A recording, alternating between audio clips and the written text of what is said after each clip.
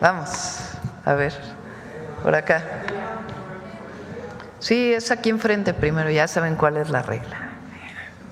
Gracias, presidenta. Buenos días, Joana Flores, de Grupo ASIR. Sobre este tema, nada más, mencionaba que están esperando esta apertura de la planta en Chiapas. ¿De quién depende esta responsabilidad? Y con esta reunión que han tenido con el sector ganadero, no sé si ya tengan un cálculo, si va a haber una afectación por este cierre de 15 días. Sí, Julio. Sin enojarte. Sí, gracias. Pues ellos son los que tienen las moscas estériles, entonces necesitamos la colaboración técnica de los Estados Unidos, no la podemos abrir nosotros solamente. Y además esa mosca pues les va a ayudar a ellos, entonces es justo que colaboran a la inversión que se requiere. Claro que, pues sí, todos estos días que estamos sin exportar, por supuesto hay un efecto, ¿no es cierto?, sobre los ganaderos. Ellos no pierden su ganado, eventualmente lo van a poder exportar, pero por supuesto les causa un perjuicio económico. Estamos claros que eso es así, por eso estamos insistiendo que en 15 días se evalúa y se reabra la exportación, porque México está haciendo el 100% de lo que hemos acordado con Estados Unidos. Pero la afectación económica, ¿o qué hacen estos 15 días con el ganado? La exportación de ganado se reanuda en 15 días. Entonces digamos que lo que pudieron haber no obtenido por la exportación en 15 días, pues lo obtendrán después, ese es el objetivo. Ok. Y, presidenta, sobre el tema de los medicamentos, ya nos presentaba el subsecretario los avances de los que han llegado. ¿Cuánto de esta compra consolidada de 4.900 millones de piezas para 2 años, de qué porcentaje podríamos estar hablando que ya hay actualmente pues surtido? Ayer hablábamos, el IMSS me reportó ayer que tienen 94.3% de abasto. Por ejemplo, el ISSSTE 90% y el IMSS Bienestar como 87%. Claro, ahí hay algunas claves pues que son indispensables, que están en este proceso que termina este mes, pero ha ido aumentando el número de medicamentos que está llegando y va a aumentar en estos meses. Y también sobre preguntarle… Y además pues se va a ahorrar recurso y no vamos afortunadamente hubo una acción preventiva que evitara que hubiera una compra a sobreprecio. Y también preguntarle, en la administración pasada se echó a andar esta megafarmacia que sigue operando.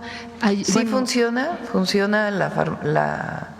digamos el centro de almacenamiento de Huehuetoca, que además pues tiene esta característica de poder enviar cuando se requiere un medicamento, y estamos utilizando también almacenes regionales, que actualmente estamos trabajando con los estados que son parte del IMSS Bienestar para que esos almacenes regionales ya pasen al IMSS Bienestar y no se queden en los estados. Entonces es un almacén central que envía a distintos almacenes regionales. En algunos casos que están más lejos de Huehuetoca, el proveedor envía directamente al centro regional. ¿Y se va a mantener entonces esta megafarmacia? Sí, se mantiene. Pero la gente sigue, digamos, llamando ahí. Sí, puede llamar ahí, sí. Bueno, también ayer nos decía el tema de salud casa por casa, entonces ¿podría disminuir la demanda, digamos, de la gente que llama? Salud casa por casa es para atender principalmente a las y los adultos mayores y personas con discapacidad.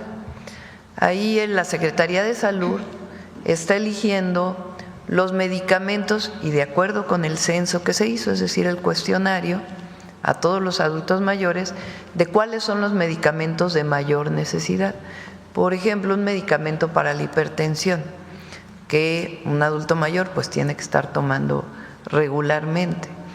Entonces, un número determinado de medicamentos va a ser parte de las farmacias del bienestar para el programa de salud casa por casa. Los otros medicamentos los van a obtener de manera gratuita en su centro de salud o en su hospital, dependiendo de las características de la enfermedad. Pero si requieren estar permanentemente adquiriendo un medicamento y pueden ir cada 6 meses a su cita con el médico, pues van a estar disponibles o en las tiendas del bienestar, antiguas tiendas de ICONSA, o en los centros de salud en el exterior para que no tengan que hacer luego las filas para poder resurtir su medicamento. Y justamente, Presidenta, ahorita que hablaba el director del ISSSTE sobre este tema de trato digno, me viene a la mente, hay una práctica, un fenómeno que ocurre muchas veces en las clínicas del ISSSTE y del IMSS, donde para tener consulta la gente madruga y tiene que llegar desde las 4 de la mañana a formarse. ¿Puede haber alguna estrategia para que ya esto se pueda evitar? Porque 4 de la mañana te sientes mal y te formas, pues no es como un trato digno, digamos. ¿Se puede hacer una estrategia, no sé, consultas programadas, qué sé yo? Sí, estamos trabajando en eso y no sé, Martí, si quieres platicar lo que nos platicaste ayer de cómo distribuir esas filas.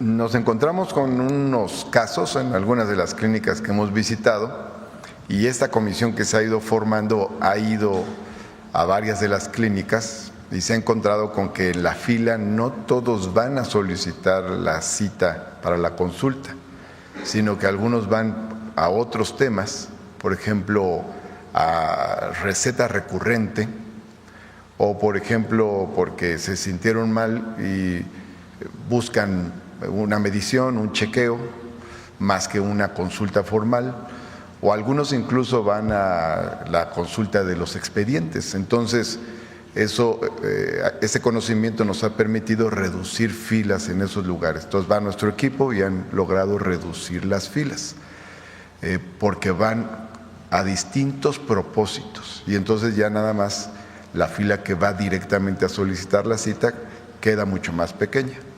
Ahora, ya existen mecanismos para solicitar electrónicamente la cita. Este tiene que ser revisado con algunos ajustes porque no todas las personas tienen la práctica del uso de las herramientas electrónicas. En el caso de la derechohabiencia del ISSSTE, además, una porción muy grande, proporcionalmente mayor que la población abierta, es adulta mayor. Entonces, tiene otros mecanismos de comunicación y mucha gente prefiere ir directamente a la clínica a solicitar la cita más que hacerlo por la vía electrónica. Y algunos lo hacen pues porque se sienten mal y buscan la atención más rápida posible. Entonces ya existe una proporción de citas por vía electrónica y de citas directas en la clínica y estamos revisando si ajustamos esa proporción para poder aumentar un poco más la de quienes van directamente a la clínica sobre la base de este análisis que hemos realizado. Y de todas maneras vamos a ir midiendo cómo va mejorando todo este tema, que es un tema de los complicados. Gracias. Muchas gracias, Presidenta. Sí, en el mismo sentido, hay 5 estrategias que se han llevado a cabo en el Seguro Social, sobre todo para la consulta de medicina familiar, el médica familiar que atiende varios padecimientos, la consulta también preventiva. La primera son las unidades médicas de tiempo completo, es decir, las unidades de medicina familiar del IMSS, 1,600 distribuidas en todo el país. Tradicionalmente abrían solamente de lunes a viernes en los turnos de la mañana y la tarde, y las que tienen admisión médica continua para temas de urgencia pues durante todo el día, pero la consulta solo es en esos horarios. Entonces se están abriendo para que todas las unidades de medicina familiar tengan consulta los fines de semana. Esto también beneficia mucho a los trabajadores y a las trabajadoras para que no tengan que pedir un permiso para ir a su consulta, sobre todo los pacientes que están en algún seguimiento. El otro tema tiene que ver con la unifila, es decir, esta fila que para quien acude de manera espontánea porque se sintió mal y demás. Muchas veces algún derechohabiente olvida su cita o de alguna manera no puede acudir y entonces se abre ese turno de manera automática y entonces en la unifila se puede atender.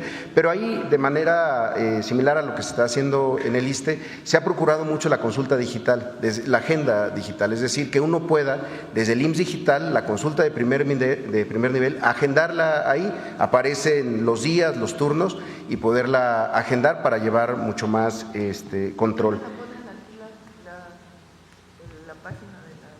Ah, perfecto. Sí, es en IMSS Digital. Si pueden ingresar ahí. Ahí hay un apartado donde está la cita digital.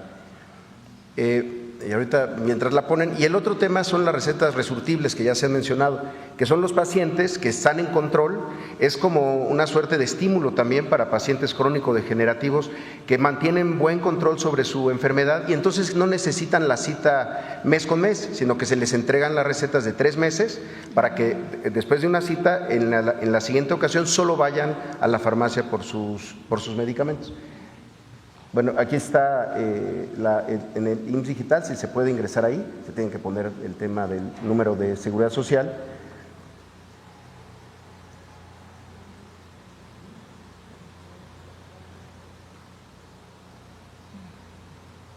Bueno, se tienen que ingresar todos esos datos, el correo electrónico, el número de seguridad social, y a partir de eso se registra y se puede hacer la cita directamente. Y un tema adicional que para nosotros es muy importante. En el IMSS tenemos una consulta de enfermera, de especialista en medicina familiar, que es la consulta preventiva. Es la consulta del paciente sano, no necesariamente cuando uno se siente mal, sobre todo para el tema de los niños y las niñas. Es una suerte de chequeo general que se puede también agendar desde el IMSS Digital para justamente pues, poder prever enfermedades. La enfermera, el enfermero de medicina familiar ya refiere, si es necesario, al consultorio de medicina familiar. Y sí son de los temas que estamos implementando y fortaleciendo justamente para evitar tiempos de espera en la consulta de primer nivel. Muchas gracias. Y, presidente, en otro tema, la Universidad de Guadalajara alertó que ha habido, tienen ellos cálculos, estudios, no sé, un incremento en las desapariciones de jóvenes entre 15 y 19 años y lo atribuyen a estas desapariciones forzadas por reclutamiento, etcétera. ¿Ustedes han tenido ya un análisis de esto, un acercamiento con esta universidad? Vi el comunicado. Viene la información de la propia Fiscalía del Estado de Jalisco. El día de hoy, justamente en gabinete, le pedí al secretario de Seguridad que se pusiera en contacto con el fiscal y con la comisión de la Universidad de Jalisco, Universidad de Guadalajara, para la ODG, para poder saber de dónde vienen los datos, qué información tienen y cómo poder, primero, saber si en efecto hubo un aumento en el número de personas desaparecidas, ver de dónde vienen esos datos y segundo, pues trabajar conjuntamente con esta comisión para poder prevenir en caso de que siga este proceso de reclutamiento de jóvenes, sea de manera voluntaria o no voluntaria, no importa, para poder desarrollar todos los esquemas necesarios para atender a los jóvenes de Jalisco.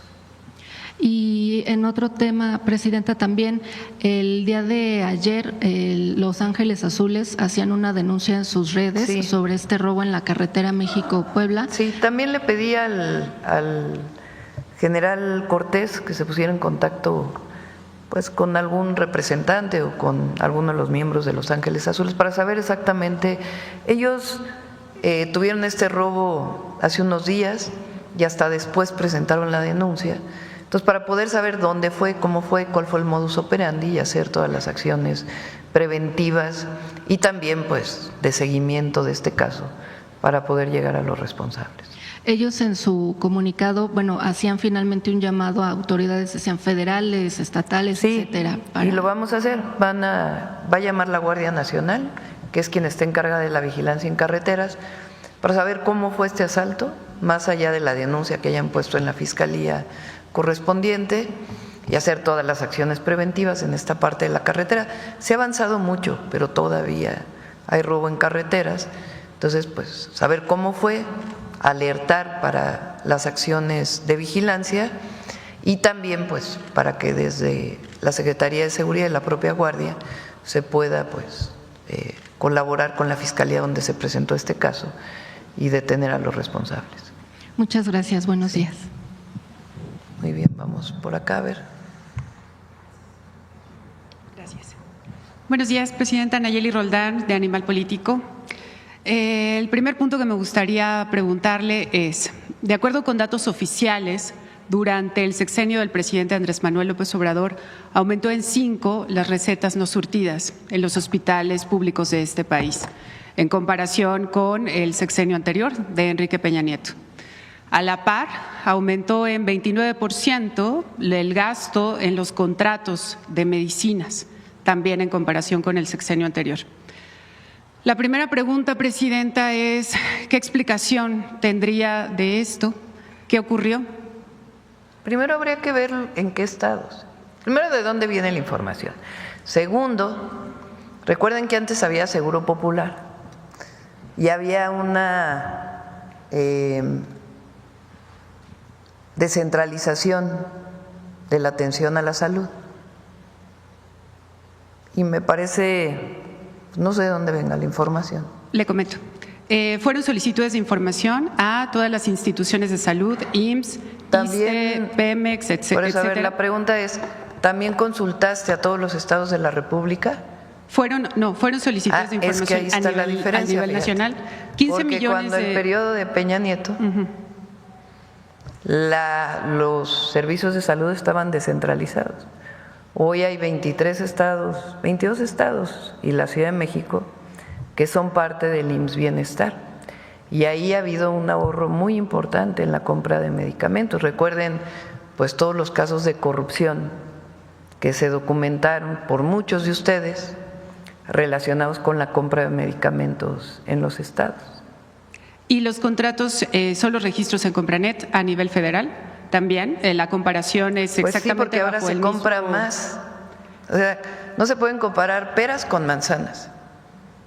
En el gobierno del presidente López Obrador se consolidó la compra de todas las instituciones, incluidos estados de la República.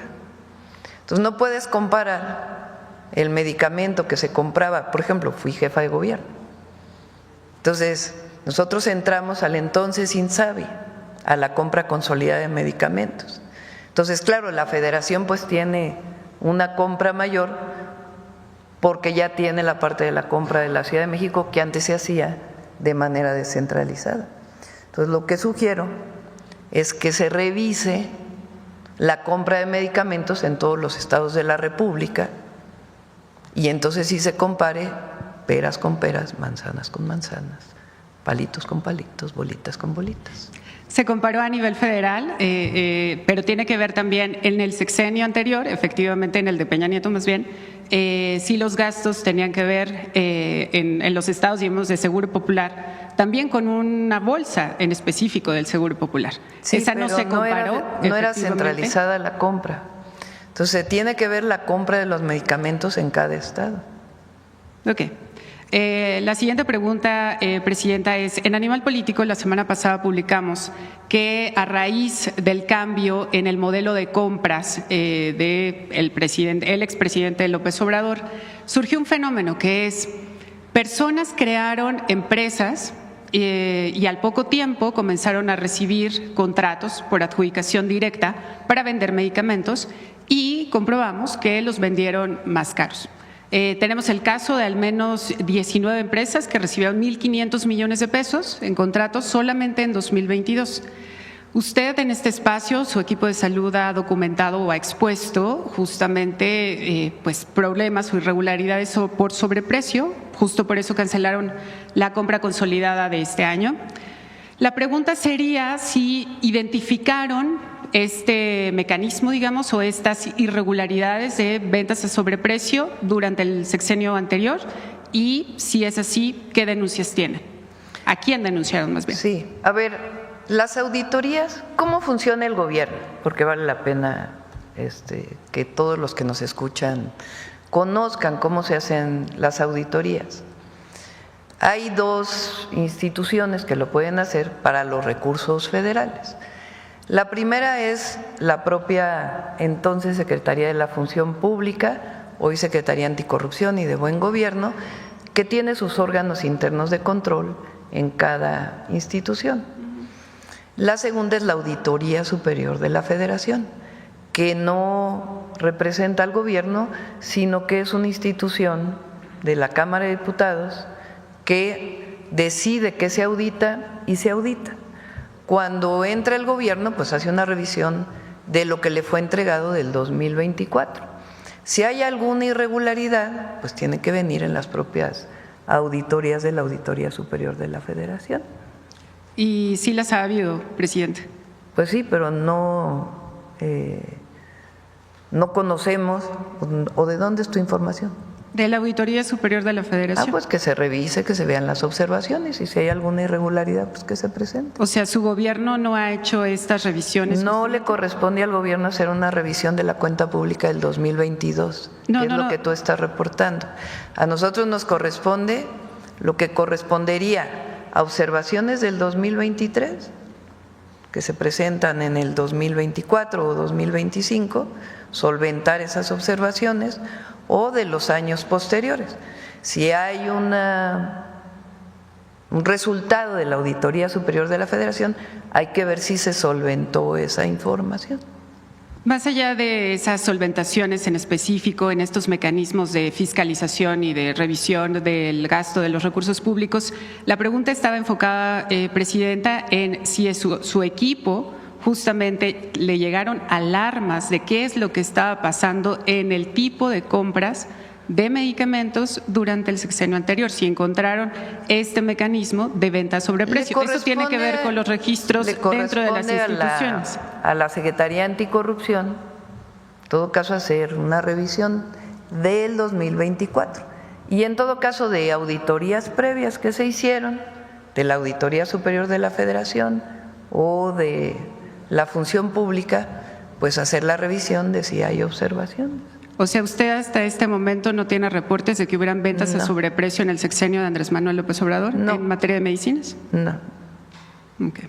Si hay alguna cosa que alguien presente de alguna observación, se revisa. O sea, nosotros no tenemos nada que ocultar. Nosotros no somos del pasado, de corrupción de aquellas épocas, en donde se compraban medicamentos para el cáncer, uno muy sonado en Veracruz, que tenía agua en vez de medicamento. Nosotros no somos eso. Y hay transparencia. Es la gran diferencia. Sí. Bueno, todo esto hay que aclarar, sobre todo para quienes nos ven, que es documentación oficial obtenida por fuentes públicas. Sí, y también lo oficial de responder a las observaciones también se hace. Presidenta, durante la entrega, digamos, de reportajes de la semana pasada en Animal Político, publicamos un caso muy concreto, que es el IMSS entregó 1.134 millones de pesos a 2 empresas que vendieron hasta 800% de sobreprecio. Le pongo un par de ejemplos muy sencillos de, por ejemplo, la aspirina, que una de estas 2 empresas, Cetomedical, vendió en 40 pesos cada caja, cuando el precio en compras consolidadas y otros proveedores fue entre 7 y 11 pesos. Solamente por este contrato, el IMSS pagó 1 millón de pesos más, digamos, por esta diferencia en el precio. La sitagliptina, que es para diabetes, fue vendida en más de 2,000 pesos cada caja, cuando el precio era de 120, más o menos. Estas empresas son los dueños de las empresas son socios de Fernando Bilbao, el yerno de Rocío Nale, la actual gobernadora de Veracruz. La pregunta que le haría, Presidenta, es ¿qué explicación le encontraría usted a que justamente estas 2 empresas, a partir de que entran los socios de Fernando Bilbao, tienen adjudicaciones directas que suman más de 700 contratos, aún cuando vendieron a sobreprecio? Aquí está Zoe, que viene muy preparado para poder contestar esta pregunta. Pero primero. Sí, muchas gracias, Nayeli. Un gusto volverla a ver. Primero, nosotros estamos con un compromiso con la transparencia y desde luego con el rigor periodístico. Por eso, a pesar de que el reportaje no lo menciona, usted sabe que tuvimos 2 videoconferencias. No, sí lo mencionamos. Déjeme terminar. Perdón. Tuvimos 2 videoconferencias. Se puso a disposición, a petición del director de Animal Político, a personal del IMSS de primer nivel, al director de administración, a la unidad de administración, la unidad de adquisiciones, al director de operación y evaluación. Y en ellas se hicieron varias explicaciones. Porque además de esto, desde el 2022 ya nos habían buscado y ya se había hecho una primera explicación. Primero, respecto al tema de la sitagliptina, así poniéndola como el ejemplo que acaba de dar. Uno de los elementos que el reportaje desafortunadamente no impacta o no establece es que los análisis de los años 2020, 21 y desde luego 22 tuvieron una distorsión en los precios porque hubo una pandemia que distorsionó absolutamente todo. Sin embargo, eso es lo que de repente no es necesariamente comparable, pero se establece como si no hubiera ocurrido estas afectaciones, incluso en las cadenas de distribución o en la provisión de algunos medicamentos, que a los consolidadores, porque el IMSS se sumó a todos los procesos de consolidación y solamente llegó a comprar aquello que no se logró consolidar en el momento en el que se liberaba. En el caso específico de la sitagliptina, que es uno de los primeros ejemplos que se da, compara a una delegación, la delegación del IMSS en Morelos, con una serie de compras que se hicieron después. Sin embargo, compara una compra de marzo del 22, después de la desconsolidación, y con una bianual del 2023. Obviamente, los procesos de consolidación, mientras tengan mejor planeación, incorporen a más instituciones y además se hagan por más años, el precio necesariamente baja. Pero además observamos un elemento adicional.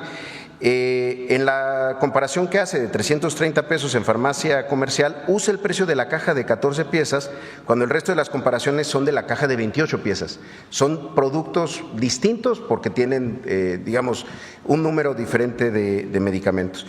Además de eso, hay un alegato en el reportaje, que por cierto, en la primera entrega hablan de 7,000 millones, no corrigen, pero en la tercera entrega hablan de los 1,000 que acaba de mencionar, porque se les hizo ver que había una serie de errores en el registro de Compranet. Pero también hablan de un incumplimiento o de que se compraron medicamentos que nunca se distribuyeron. Como lo hicimos en las reuniones, se explicó y se puede volver a explicar, los contratos son de máximos y mínimos y las instituciones no están obligadas a pagar absolutamente nada hasta el día que se entrega, ni se tiene que entregar todo. En ese sentido, cuando existe un incumplimiento, y así ocurrió, no solamente no se paga, sino que se penaliza. Eso tampoco está en el reportaje. Nosotros estamos a favor de la transparencia, de la apertura, pero también del rigor periodístico, sobre todo cuando hubo mucha disposición a intentar explicar estos procesos que pues, tampoco son tan fáciles a veces. Claro. Preciso nada más, la comparación para determinar los precios, digamos, en la investigación periodística, tomó en cuenta los mismos años de la compra consolidada y luego también se hizo una segunda comparación con los precios ofertados por otros proveedores exactamente del mismo medicamento, sí. Y esa fue la doble comparación. Sí, por ejemplo, comparan el precio que logró el Instituto Nacional de Pediatría, que está aquí por Perisur, con una compra que se hizo en Baja California, que siempre ha tenido una situación logística porque llevar los medicamentos a Baja California o tenerlos aquí en un instituto muy importante, pero que está aquí en el centro en la capital del país, no es comparable. Pero sí creemos que es importante mencionar que mucho de esta información sí se les proporcionó y se explicó y se dedicó tiempo de funcionarios, pues la verdad que de muy alto nivel para explicar esto, y desafortunadamente no nada de eso, salvo el cuestionario que nos mandaron, se reporta en su reportaje. No, y de hecho la cifra diferente, digamos, de los 7,000, ese es otro punto, que son en Compranet se registraron contratos por más de 7,500 millones de pesos a este proveedor. En las conversaciones, efectivamente, y así lo explicamos en la nota, dijeron que hubo un error por casi 5,000 millones de pesos de registro. Es decir, se había puesto que este proveedor había recibido esa cantidad de contratos, pero argumentaron que fue un error de registro y justamente por eso es que en nuestra primera entrega dijimos que solamente habían recibido 1.134 millones de pesos, mientras que en la tercera entrega hacemos constancia de esta explicación, digamos, del error en el registro que ustedes nos dijeron. Pero vaya, fue un error de registro que se reportó desde su momento. Eso nunca significó que se hayan pagado medicamentos ni que se hayan concretado contratos. Fue un error en un momento en Compranet, que también efectivamente tuvo situaciones, sobre todo en 2023 y 24. Sin embargo, se aclaró que lo que decía de una adquisición de 7,000 millones de pesos pues no era correcta. Sin embargo, pues así sigue estando en su nota, en su cabeza. No. La tercera cabeza dice que el IMSS argumenta que fue un error. Y así se puede consultar en animalpolitico.com para quienes. Bueno, muchas gracias. Presidenta, una vez después de que ya hablamos del tema del sobreprecio, lo que quisiera preguntarle a usted es ¿qué explicación tendría de que esta empresa, cuyos dueños son socios de Fernando Bilbao, no tengo tuvieran estos contratos? La información sobre esto y se revisa. No hay problema en revisarlo. ¿Qué opinión le merece que en este caso? No tengo información, o sea, no sé si en efecto es socia esta persona o no. Sí, entonces, Aldo Díaz Pérez, que también fue exfuncionario de Segalmex, es socio de Fernando. No tengo información en particular. Checada, pues leí la nota. Claro. Pero no estamos checando la información de la nota y si hay algo que revisar, se revisa. ¿A quién le encargaría la revisión o qué haría pues con esta información? A la Secretaría Anticorrupción. ¿Y cuándo tendríamos una respuesta de esto? Con gusto nos ponemos en contacto. Si es que hay alguna irregularidad. ¿Le parece correcto que hayan recibido estos contratos? Pues no puedo decir si es correcto o incorrecto si no hemos checado la información que ustedes brindan y cómo fue en todo caso que se hizo esta adjudicación. Hasta no tener toda la información, pues evidentemente no puedo dar mi opinión. Bueno, entonces, ¿y a quién tiene que encargársele? Pues a la Secretaría Anticorrupción. Ok, sobre todo para quienes nos ven, le comento lo que encontramos a partir de revisiones en el Registro Público de Comercio. Aldo Díaz Pérez es un empresario, exfuncionario de Segalmex, que tiene distintas empresas. Una de ellas, su esposa María Teresa Carabeo, es accionista de Eto Medical, la que ganó estos contratos. Y justo en 2020, cuando la señora María Teresa Muñoz entra como accionista, es cuando comienzan a recibir los contratos esta empresa. Aldo Díaz Pérez, su esposo, tiene otras dos empresas que junto con Fernando Bilbao recibieron 100 millones de pesos de depósitos de otras empresas que obtuvieron más bien permisos para comercializar hidrocarburos, justamente cuando Rocío Nale fue secretaria de Energía. Mira, todos pueden leer tu nota de Animal Político. Entonces, para quien tenga interés, pues que lea la nota en Animal Político. Y nosotros pues hacemos la revisión de si en efecto lo que estás comentando fue así o no fue así, y a partir de ahí pues que la Secretaría Anticorrupción vea. Pero esta idea de que ahora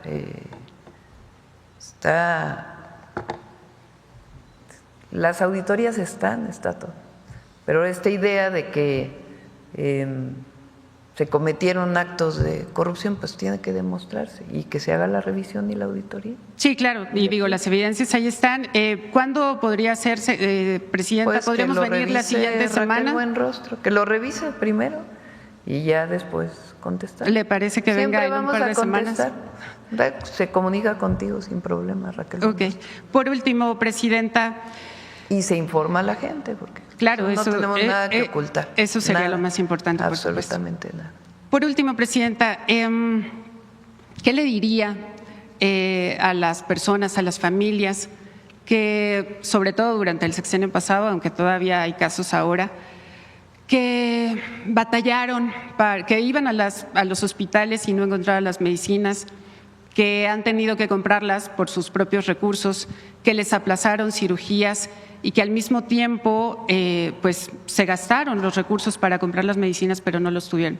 ¿Qué No, le diría sobre eso todo a es esas falso. personas? Eso sí no es cierto. O sea, porque estás diciendo cosas. Se compraron medicamentos que nunca llegaron. ¿Cuál es tu prueba? No. Eso dijiste ahorita. No, se compraron medicamentos que en el caso que tenemos de Rocío Nale, sí hay algunas solicitudes en específico, pero me refiero que las personas iban a las farmacias y no encontraban los medicamentos y aún así el gobierno sí los había comprado. No, bueno, ¿Qué les diría? ¿qué pruebas tienes de eso? O sea, a ver, porque para todo hay que poner prueba y Claro. más en un periodismo responsable. Entonces, tú estás diciendo que se compraron medicamentos que nunca llegaron a las farmacias. No tenemos prueba de ello. Se compraron medicamentos porque así está obviamente registrado en diferentes fuentes de información y al mismo tiempo hubo reportes, manifestaciones Bueno, es de distinto. personal médico. Hubo manifestaciones en la calle de personas que decían que no había medicamentos. Tú estás contando dos hechos aislados. Entonces, la afirmación que tú haces de que se compraron medicamentos que no llegaron a las farmacias tiene que demostrarse. No, se compraron medicamentos y cuando las personas iban a las farmacias no encontraban medicamentos. Pero eso tiene que Fueron 15 comprobarse. millones de recetas que no se surtieron. Por Más eso, allá a de ver. la comparación, 15 millones de recetas que no se surtieron de manera completa de derechohabientes de hospitales públicos. Sí, a ver, vamos desde el principio. En nuestro país, con el Seguro Popular, había un esquema de monopolización de la compra y la distribución de medicamentos en unas cuantas manos. Algunos tienen hoy canales de televisión. Viejos políticos, que ustedes saben a quién me refiero, que tenían el monopolio de la compra y la distribución, y no de todos los medicamentos, sino de una base de medicamentos que estaban en el Seguro Popular. Esas compras de medicamentos fueron a mucho mayor precio que las que se hicieron posteriormente. Y además se amplió la base de compra. Justo ayer estábamos platicando eso en la reunión de salud. Porque cuando no hay competencia y hay unas cuantas empresas que se dedican a eso y solo se les compra a esas empresas y se terciariza todas las funciones, pues entonces no solo se demostró que no funcionó, sino que también había desabasto. Entonces, en todo el periodo del presidente López Obrador no se puede obviar algo que ocurrió, una pandemia de prácticamente 2 años, en donde prácticamente todas las instituciones de salud tuvieron que posponer cirugías, posponer atención médica, incluso compras de medicamentos para poder atender la pandemia del COVID-19. Una vez que se compran las vacunas, que recibió todo México de manera gratuita, incluso mucho antes que en muchos otros países del mundo, por el trabajo integral que se hizo, entonces comenzó de nuevo a coordinarse todo el sistema de salud y constituir el IMSS Bienestar para evitar este esquema de corrupción que se generó con el Seguro Popular en los estados de la República. Entonces fueron 2 años de mucho trabajo para constituir esta nueva institución de salud que a nosotros nos está tocando consolidar y al mismo tiempo garantizar pues todo el abasto de medicamentos, que la compra de los medicamentos, como lo hemos estado informando, cada 15 días ha tenido de nuevo esta voracidad de muchas de las empresas farmacéuticas que dieron sobreprecio y que se pusieron de acuerdo con algún servidor público en la mediana escala. Entonces, afortunadamente se paró, se revisó y se está solventando pues esa posible falta que se hubiera cometido. En el periodo del presidente López Obrador se hizo lo mejor que se pudo hacer en todo este proceso pues de monopolización. ¿Por qué están tan enojadas algunas televisoras o algunos sitios de internet? Pues porque ya no se les compran los medicamentos ni los servicios de distribución,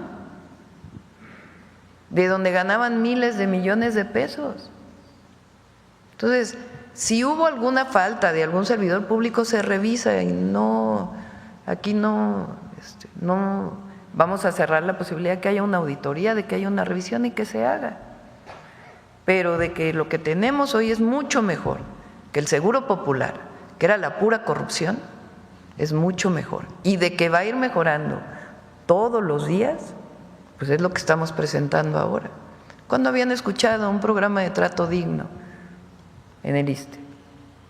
O un programa que permita ahora sí tener más cirugías en el IMSS.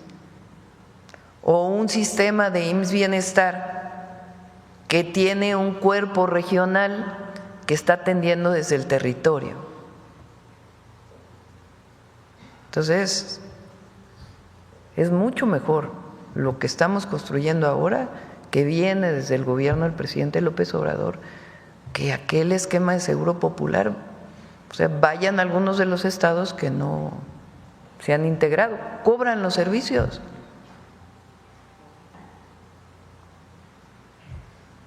Se cobran los servicios de salud en las instituciones públicas.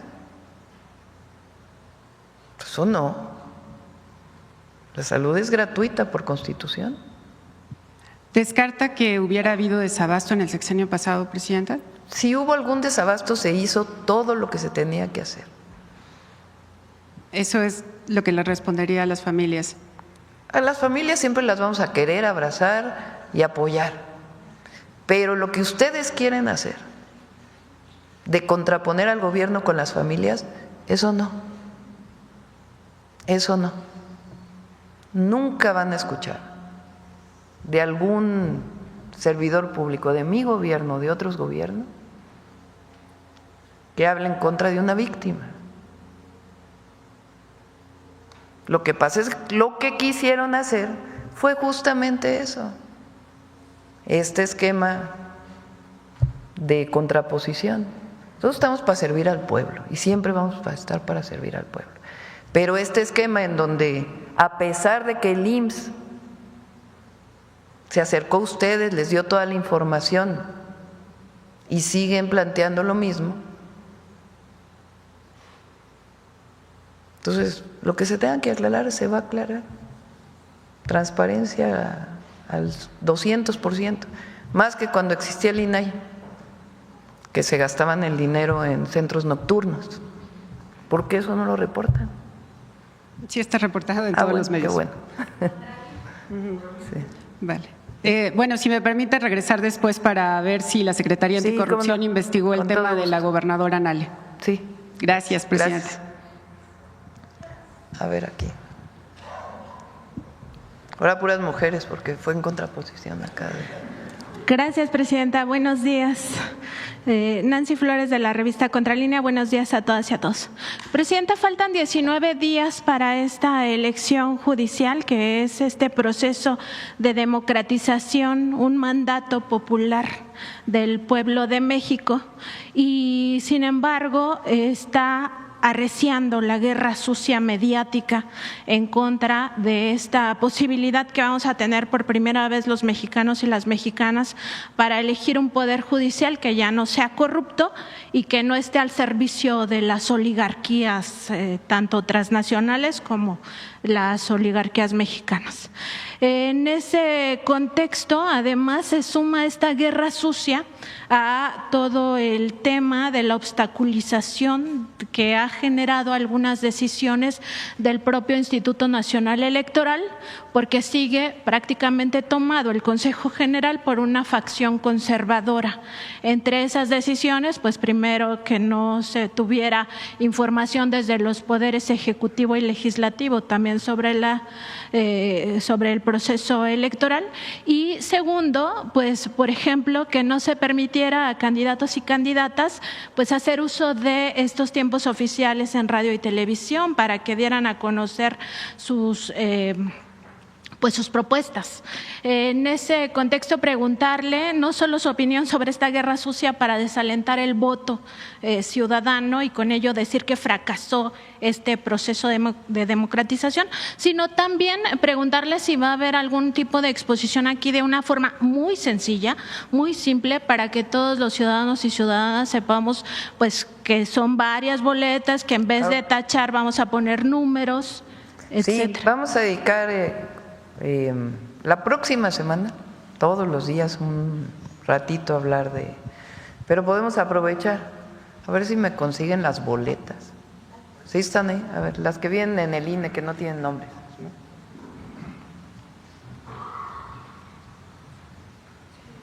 A ver, todo ciudadano el 1 de junio va a recibir 6 boletas en el caso de la elección al Poder Judicial Federal. Además, hay algunos estados que tienen elección al Poder Judicial local. Vamos a hablar del federal. Entonces, son 6 boletas, cada boleta es de un color distinto. Primero es esta que tiene este color moradito, que es elección para ministras y ministros de la Suprema Corte de Justicia de la Nación. ¿Cómo se vota? Pues aquí no vienen los nombres obviamente, porque no vamos a hacer propaganda para alguna persona, pero aquí quien va a ir a votar a la casilla pues ve todos los nombres. Los pueden revisar ahora en la página de internet del INE, ahí viene todos los detalles de todos los candidatos y candidatas. Supongamos que yo ya voy con la decisión de por quién voy a participar, así debe ser. Entonces, se elige un número. ¿Qué número es? Los que están aquí. ¿Qué es esto que viene aquí? ¿Quién propuso al candidato o candidata? Dice PE, quiere decir que es una propuesta de la comisión que salió del Poder Ejecutivo. Si dice PL, pues es una persona que salió de la selección del Poder Legislativo, Cámara de Senadores y Diputados. Si dice PJ, que salió de la selección del Poder Judicial, de la Corte. Así están todos. Y hay algunos que ya estaban desde antes y que se están postulando. Entonces, en esta boleta, ¿qué tiene que hacer uno? De este lado están las mujeres y de este lado están los hombres. Entonces, tiene uno que escoger 3 mujeres, 5 mujeres y 4 hombres. Perdón, de este lado están las mujeres y de este lado están los hombres. ¿Sí? Entonces, uno va a recibir esta boleta, de este lado izquierdo están las mujeres y de este lado derecho están los hombres. En este caso vamos a elegir 5 mujeres y 4 hombres. ¿Qué tiene uno que hacer para votar? Pues tomar el número, 5 números. No quiero señalar algún número porque luego van a decir que ando promoviendo a alguien, pero alguno de estos números que uno decida con el nombre, ese número lo pone uno aquí, el segundo número, tercero, cuarto y quinto número de las personas por las que va a elegir, mujeres y luego hombres. Adelante.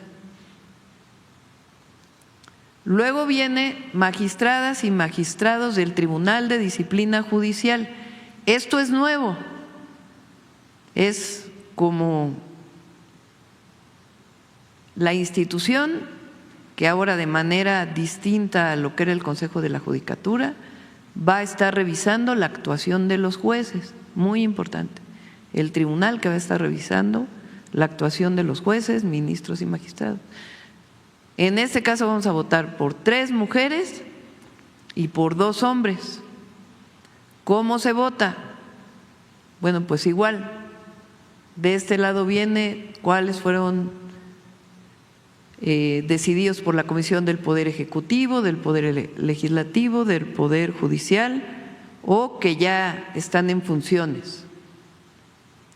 Va uno a revisar y escoge 3 nombres y le va a poner allá arriba el número al que corresponde. Esto es en mujeres y en hombres. Son 3 mujeres y 2 hombres. La tercera es magistradas y magistrados de la Sala Superior del Tribunal Electoral del Poder Judicial de la Federación. Este Poder Judicial o esta Sala Superior es electoral. Los otros es para la Corte, para la institución que va a revisar la actuación de los jueces. Este es para el Tribunal Electoral. En este caso solamente vamos a elegir 2. Una mujer y un hombre. Hacemos lo mismo, revisamos previamente pues quién lo propuso, el número de nuestra preferencia de acuerdo con el nombre y se elige una mujer y se elige un hombre. Adelante. Después las magistradas y magistrados de la Sala Regional del Tribunal Electoral. Tribunal Electoral tiene salas regionales y la Sala Superior. Estos nombres van a ser distintos de acuerdo a las regiones del país y va a ser lo mismo. Quién lo propuso, el número que corresponde, la persona y va a poner uno el número que corresponda de la persona por la que uno quiera elegir. En este caso son 2 mujeres y un hombre. La que sigue. Y luego juezas y jueces de distrito. Aquí se va a elegir a 5 y aquí viene quién la propuso, el número que corresponde y si es un juez administrativo, un juez civil y el color pues depende de lo que viene aquí.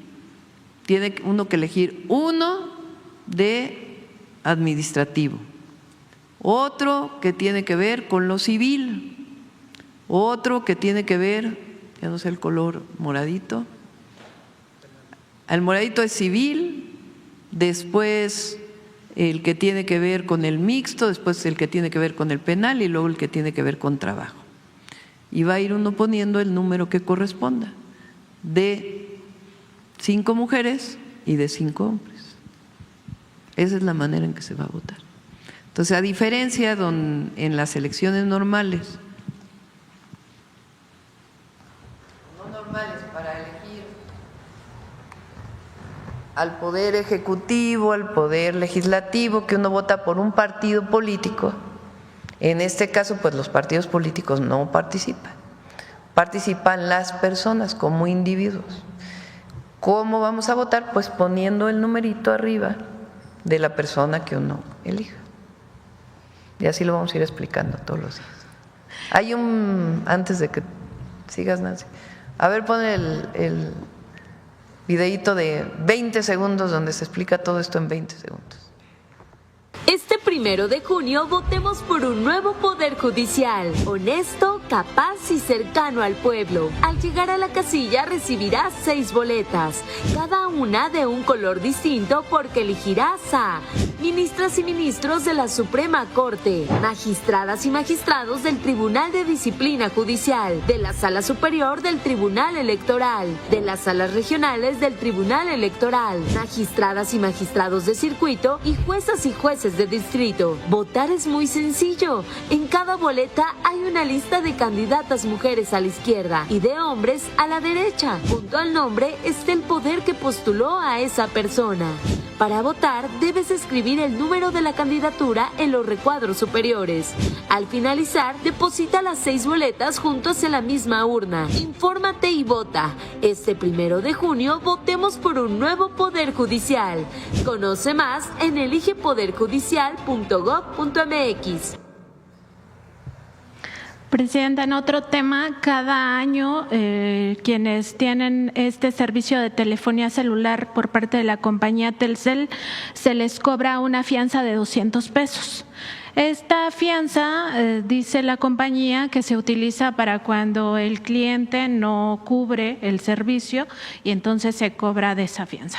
El problema aquí es que ese dinero nunca se le regresa a los clientes y son millones de personas las que tienen planes de telefonía celular con Telcel. Y el punto es que se van a una afianzadora del mismo grupo, que es estas fianzas Inbursa. Aquí el tema, nada más para dimensionar, es que por cada millón de clientes son 200 millones de pesos que se quedan, que nunca le devuelven a las personas que pagan puntualmente mes a mes este servicio.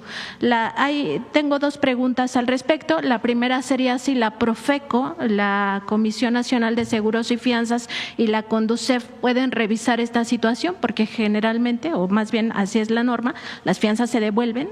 Y segundo, si ya se tiene una fecha estimada de cuándo la Comisión Federal de Electricidad ahora sí podrá dar servicio de telefonía celular a todo el país sin restricciones, porque antes los organismos autónomos lo que hacían era privilegiar este tipo de negocios. Vemos con Profeco, le comentamos a Iván Escalante, que a lo mejor nos está escuchando, para que pueda ver este tema. Mañana viene Pepe Merino y su equipo para poder explicar la ley de telecomunicaciones que se envió al Congreso, porque pues, la discusión se fue sobre ese artículo que ya dijimos que se quite, porque nuestro objetivo nunca es censurar y a lo mejor no venía bien escrito, lo que fuera, pero nunca fue el objetivo. Pero tiene muchas otras cosas muy importantes.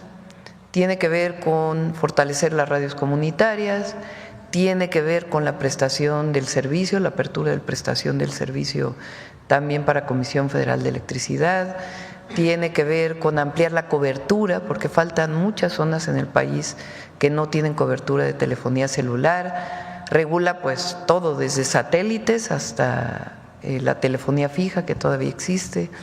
Entonces, es muy importante que se conozca cuáles fueron las propuestas de esta ley que está actualmente en discusión en el Senado de la República. En otro tema, Presidenta, en la revista Contralínea acabamos de publicar un reportaje sobre los créditos del Infonavit, estos créditos impagables, y bueno, la situación es mucho peor de lo que imaginábamos. Hay muchas personas que han pagado hasta 3 veces o más estos créditos, y aquí el tema es que si se les congelan estas deudas de cualquier manera son, primero, impagables y segundo, muy injustas, porque hay casos donde las personas pidieron 150,000, 200,000, 300,000 pesos entre 2002 y 2006 y ahora tienen unas deudas de más de 1 millón de pesos, o sea, lo cual es descomunal, y pues lo que se observa es que si se les congela, de cualquier manera van a seguir pagando muchísimo tiempo. Y el otro caso es de las personas cuyos casos ya se judicializaron y por tanto no entrarían en este programa que se está aplicando. Preguntar si se puede hacer una segunda revisión de pues qué hacer con todas estas personas. Es que no solo se congelan, hay quitas. Ahora que hemos estado en la República hemos entregado apoyos, bueno, con donación de deuda, vamos a poner así, de personas que debían 2 millones de pesos y se quedaron ya nada más con 30,000 pesos de deuda. O sea, de ese tamaño son las quitas que se están haciendo, precisamente por lo que comentas, porque la gente ya pagó 2, 3 veces el crédito. Entonces, congelamiento, quitas, disminución de intereses, son varias acciones que se están tomando.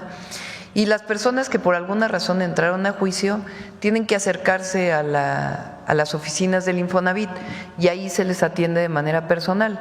Hay algunas que vienen automático y hay otras que si no se les hizo la quita, el congelamiento, etcétera, es porque por alguna razón entraron a juicio y ellos a veces ni lo saben.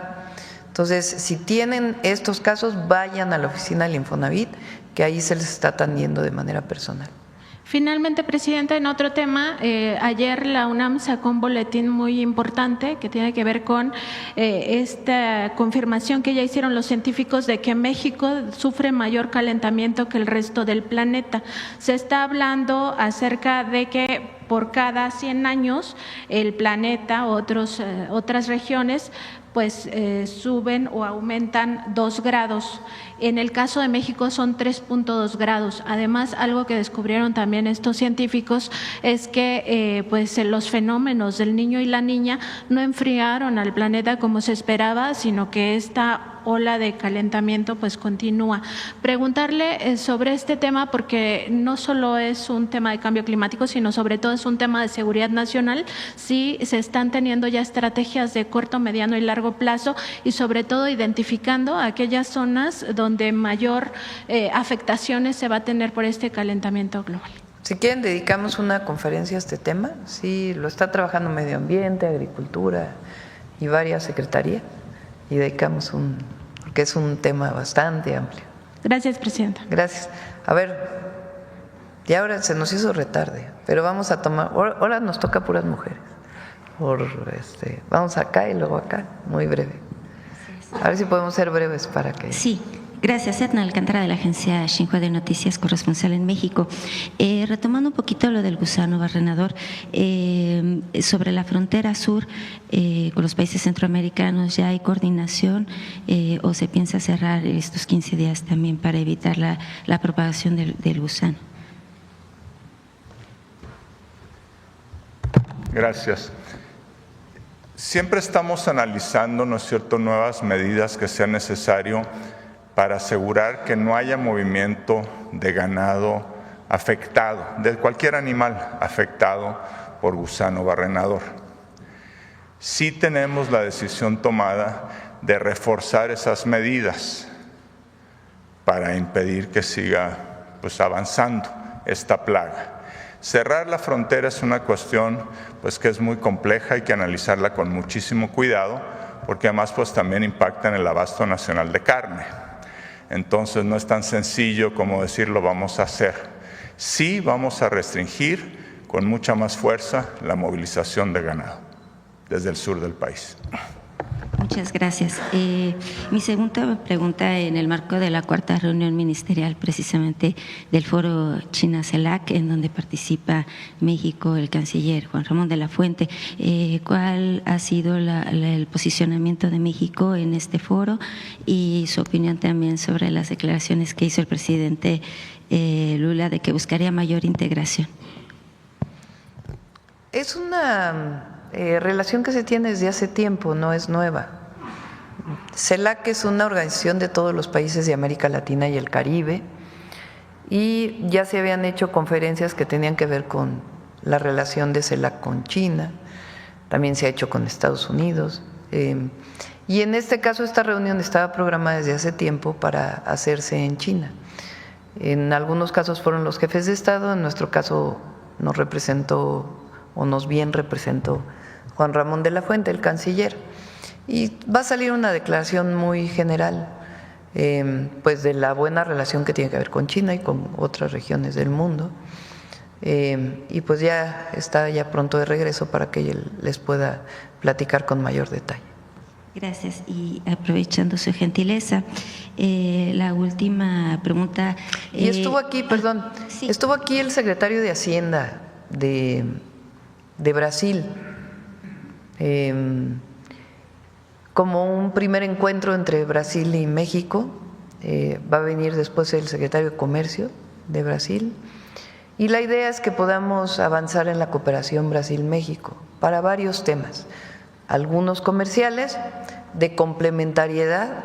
La idea es ahí donde nos complementa Brasil y ahí donde México complementa a Brasil, poder tener estos acuerdos comerciales junto con los empresarios de allá y los empresarios de México, y de otros temas, educación, ciencia y tecnología, medicina, por ejemplo, uno de los grandes temas que se ha platicado es que la COFEPRIS y la Agencia de Regulación Sanitaria no es sanitaria, ¿verdad?, de medicamentos, ¿o sí es sanitaria?, de Brasil, puedan tener, así como tenemos con la FDA, que es de Estados Unidos, que lo que aprueba FDA se aprueba de inmediato aquí, que también lo podamos tener con Brasil. Brasil tiene una industria farmacéutica muy importante.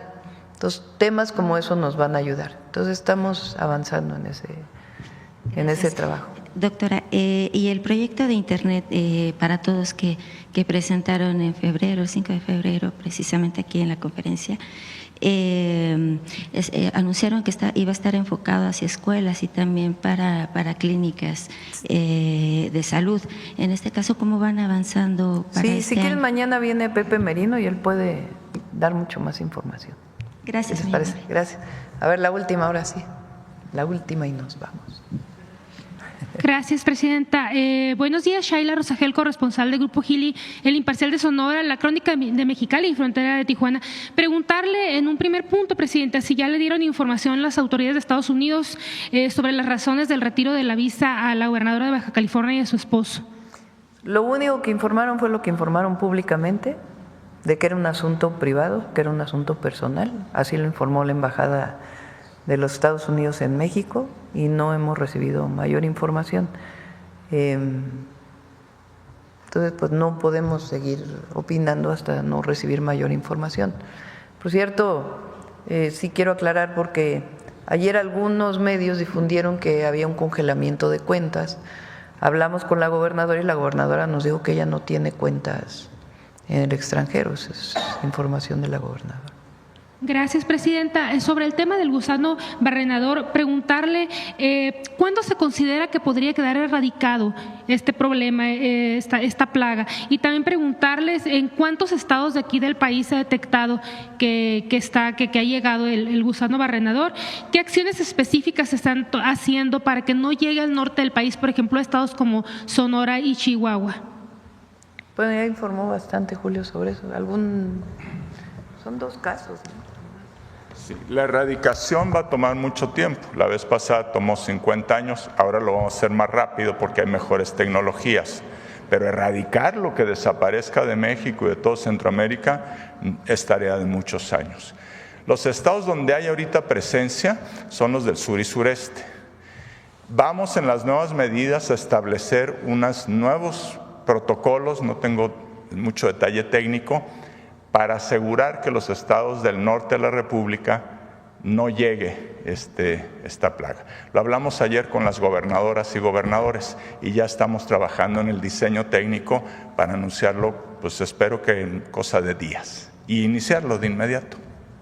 Muchas gracias. Ya por último, presidenta, preguntarle, ¿qué opina sobre los altos precios de las bebidas alcohólicas y no alcohólicas y también como botanas de alimentos en eventos como la Expo Ganadera de Sonora, que bueno, fue muy anunciada como una expo para el pueblo? Entonces ha habido muchas quejas allá en Hermosillo por estos precios elevados de las cosas que se venden ahí al interior de la expo. Preguntarle, hablamos con Profeco y Profeco pues bien nos dice pues que ellos no son los que se encargan de fijar precios, nada más de vigilar todo esto de que se cumpla con la ley, de que estén los precios visibles y todo esto de las cosas, pero me gustaría preguntarle qué opina sobre estos precios elevados en ferias. Se lo dejo al gobernador, la verdad. Que Durazo pueda contestar este tema, es muy buen gobernador. Y pues a veces en estos eventos, digamos, donde está el cliente cautivo, pues dan a precios más altos, que no está bien, ¿verdad? Y siempre Profeco puede apoyar para revisar. Gracias, presidenta, sería todo. Gracias, ahora sí, ya nos vamos. Nos vemos mañana. Hasta luego.